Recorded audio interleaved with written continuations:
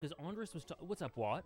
Andres was talking to me about this idea that people felt let down by. So this is a good segue. People felt let down by Pink because Pink is not this huge lore drop. That there's some cool, like, it's not shallow, there's not nothing there. But in terms of the secret bosses, Pink is not as contributory to this overall narrative as Spamton or the Roaring Knight or Gerson or, you know, like, and I agree with that. I agree. Pink is more so like very fun, charming, fun gameplay, very zany, silly humor, very creative, lots of fun, but it isn't as contributory, I guess, as those others. Even if there is a lot of narrative substance, and I'd agree with that, but the thing is, Andres told me that people were massively let down by that because the lore, the heaviness of the lore was not as much in Chapter 5, the main story, compared to other ones, and so that made people think that the secret boss will have tons, and when it didn't, people were very disappointed. And it's so funny because for me, I never once thought about that sort of thing. I think Pink's a great character too. I think Pink is awesome. I thought it was really fun. I think there's a really interesting dynamic there with Ralsei and Chris in certain ways. But I'm of the opinion that it's not as lore-heavy as the other four. Especially, like, Roaring Knight and Spamton.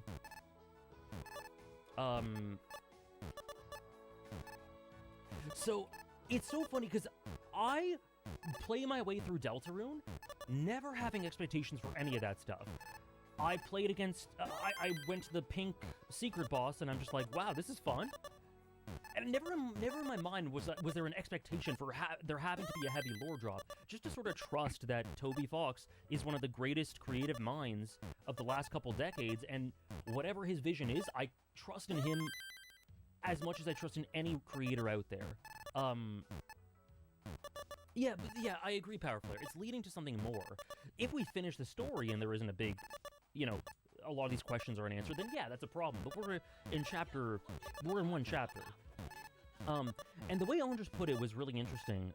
Sorry, I know there are a lot of messages. I'm gonna check. D had a big one that I wanted to read. But hold on. How did Andres say it?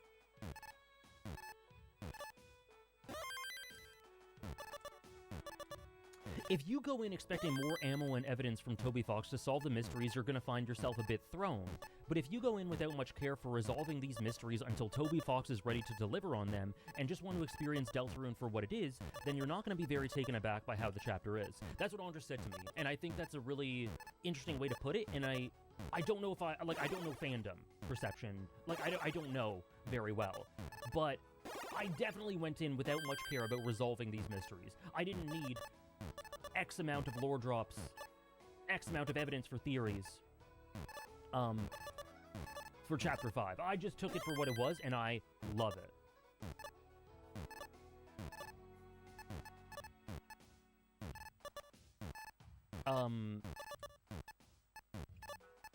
Thank you, Rayleigh, for the 20-month resub. Thank you for the big 2-0, Rayleigh.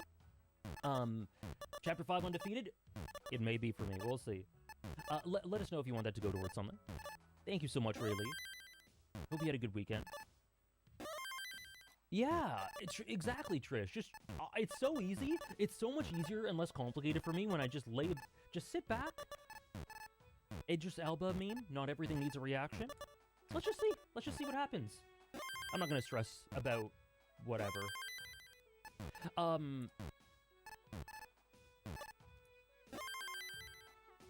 And the segue... the segue I was meaning to get to that I'm sorry it's taking me this long to say it. I beat Pink. I beat Pink off stream. I recorded myself beating Pink. And it'll go up on the VOD channel later today or tomorrow. It's funny, it took me, I think, 2 tries. So I could have probably done it on Friday. But we were just kind of... we were kind of crunched for time. The stream was almost 7 hours anyway, so I'm glad I just moved on.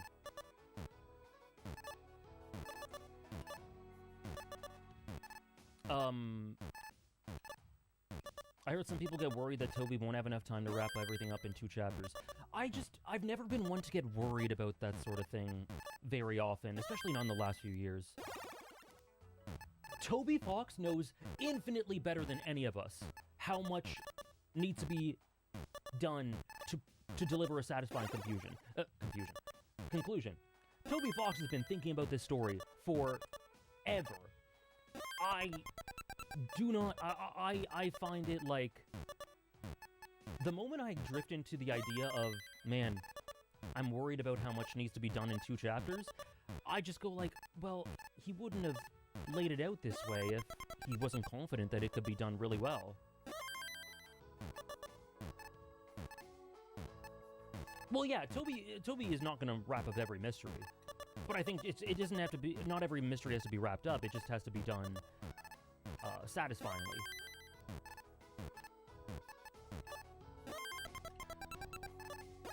Okay, so, sorry, let me just, Oh, I see, sorry, Flo, I just read your message. I see what you meant. D says, someone on Twitter, of course, was criticizing Chapter 5 for being too Japanese, and one reply was, Asgore is a weeaboo, and I'm like, hold on, that isn't even a critique. I'd actually like to think about that. All the chapters deal with different kinds of media and nostalgia. What's the problem? If anything, it elevates the chapter through its presentation, Flowery's introduction, the themes of friendship and shonen, and even the secret boss, which many people didn't like. No, 100%. I think that cultural element to it elevates it. I think it absolutely elevates it. It very much is in the vein of very classic shonen with, a lot of the fandom had unreasonable expectations, I imagine. With Flowery being the shonen protagonist in a lot of ways.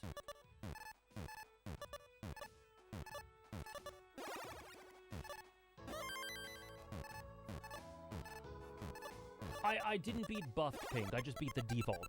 I didn't make it easier, I didn't make it hard. I just beat the default. And you know what? I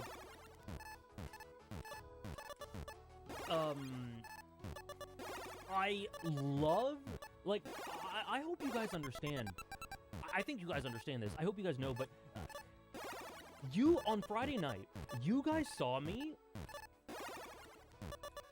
within a transcendent fictional moment. And that isn't something that, like, I am in awe with a lot of the stuff I experienced. Kagurabachi, One Piece, Tokyo Ghoul currently, we just did Resident Evil, and that was so incredible. Deltarune, like, all the stuff, and then all the stuff for the past few years. You guys see me in awe of the storytelling quite often, because I got tons of good stories on rotation on stream. But when I say it was transcendent, like, it was a moment that, is rarer than just that. It's more than that. That's legit one of my favorite video game fights ever. And,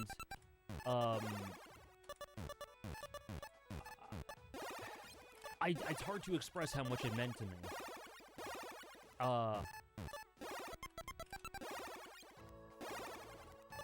Yeah, I don't know. Yeah, literally that emo. It was visibly one of those unforgettable moments on stream. I'm so glad. It reminds me of One Piece Gear 5, or, a couple of Yakuza moments, or, like, a couple of Final Fantasy XIV moments. Infinite Wealth. There's a Yakuza 6 stream that was... But my point is, I love stories every week on this channel. But I don't experience those transcendent moments every week on this channel. And I did on Friday.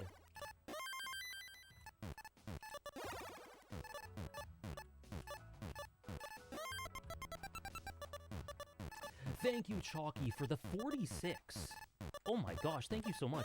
Been subbed since you played Shadowbringers. Don't join streams much, but always excited to experience peak fiction with you. Thank you so much. Thank you so much. Really appreciate it. Let us know if you want that to go towards something. We have a game vote where Dead Space is currently about to be eliminated. If it stays that way, we have a couple of goals.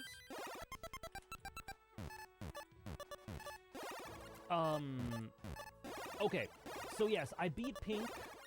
I think the dynamic with Pink was really interesting. I found the characterization very fun. The video that's going to go up on the VOD channel with me beating Pink, I don't yap much in it. It's just me beating her and reading some dialogue and being very quiet because it was early in the morning. I was kind of a zombie, kind of similar to my Roaring Night video. But I also think it's really interesting. Cruise the Trans Flag, yeah. Okay, and then top 5 Deltarune character dynamics. Oh, God. Okay, the trio. I'm gonna say the trio and the dynamics therein.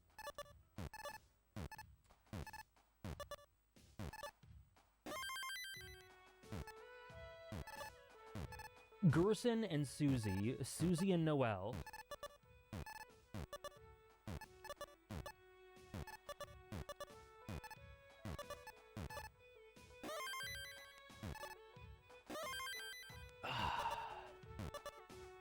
The last two could be Chris Spamton. It could be Flowery and the Flowers and Asgore. It could be Flowery and Chris. It could be Flowery and Ralsei. It could be any of those two.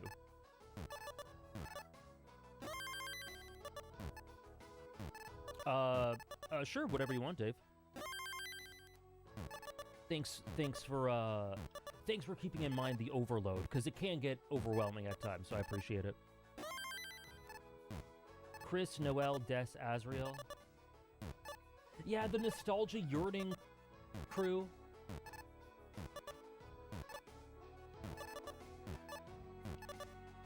Gerson Susie, though, I think has to be top 5. Noelle Chris as well, yeah, Soul Samurai. Noelle Chris is so good. Any one of those, I think 5, I said could go to 4 and 5. Outside of those 3 I mentioned. Gaster and the Player, yeah, that needs to cook. I think Trans Ralsei is a super big possibility. I guess it's possible for something different to end up happening, but ultimately it's definitely leading somewhere identity related. Yes, definitely. Yeah, Ralsei has an apocalyptic prophecy to fulfill, so putting that a bit on the back burner, but is there a better time? Maybe not. Chris and Tenna? I love Tenna. Death Susie? Yeah. Yeah, it's not canon yet. It's not canon yet. But there's definitely evidence.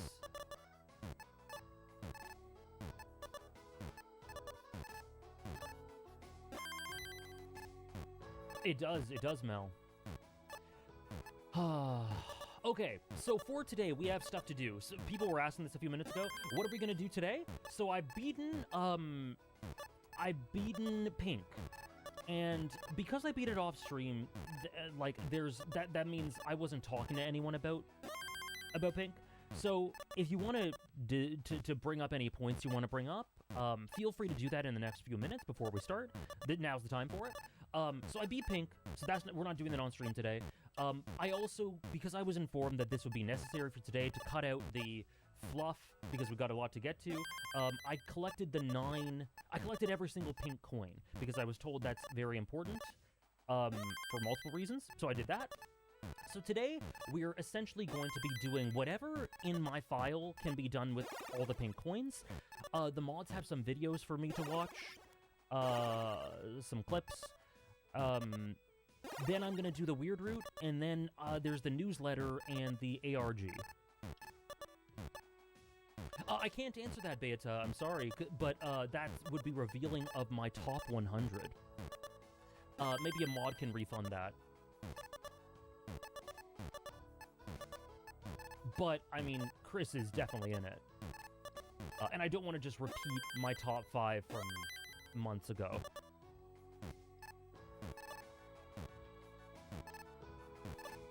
When's the Flowery video? Icarus, you keep bringing up me doing video analysis of Deltarune. I've never said I'm doing that, and I'm not doing that. It was very funny, Dave. Did you get a guide to the rest of the coins? Hell yeah, I did. Hell yeah, I did. You know, I have one problem with Chapter 5, and the problem is I don't think the timing, in combination with the methodology of getting to the secret boss, is super cohesive within the narrative. I think it's way more cohesive in Chapter 3 and 4 specifically. True, Lolo. I think I could think of a couple if I really thought about it. Yeah, I think Pink comes too late. It kind of kills the momentum of leading up into the emotional climax of the flowery stuff. I like how Pink is like a Spamton parallel to Chris as a puppet, and should? But inverted where she needed cooperation, unlike Spamton. Okay, hold on, I need to reread this.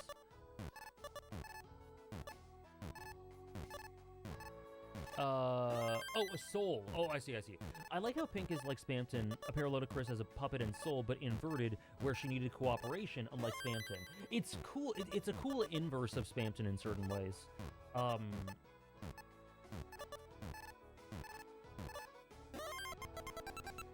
And yeah, like I mentioned, my biggest, like, that in combination with Chris's points in their narrative right now, that in combination with Ralsei in the narrative at this point, I think brought some really cool dynamics for Pink, and in some ways showed a reflection of kind of the ideal route in some ways for both of them.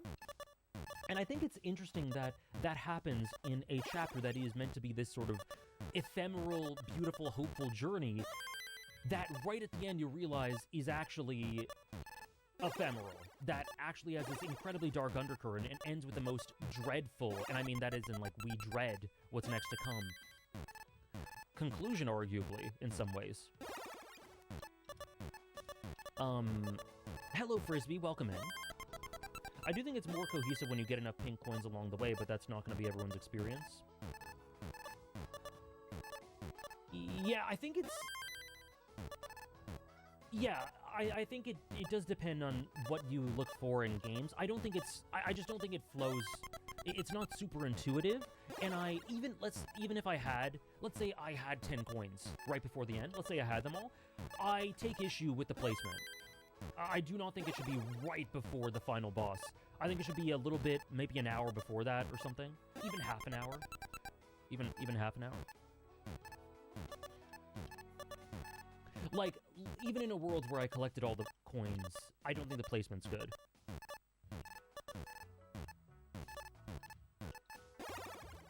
The backtracking doors came way late. Yeah, I think I agree with that too.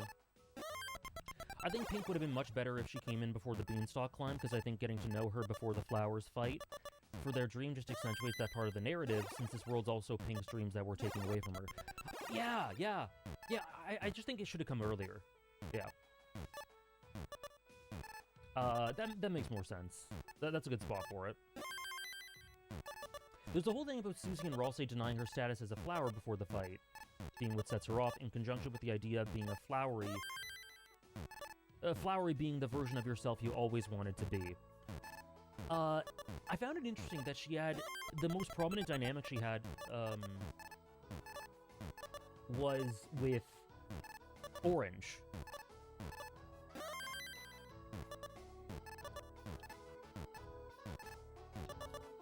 I haven't thought much about that, I just found it interesting. Yeah, welcome, Noel. Pink achieving that actualization highlights just how unbelievably broken and fucked Spamton is and was. Yeah, Spamton is the ultimate doomer. Is the ultimate, like, doom ending in a lot of ways. Rated dynamics, Seth and Aqua? S. It provides me such joy.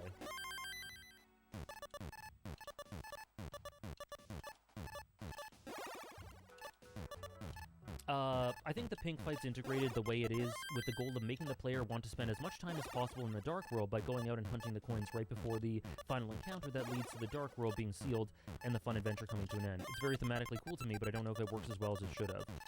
I get the thematics of that, yeah. I just think the implementation wasn't great. But yeah, the thought behind it works.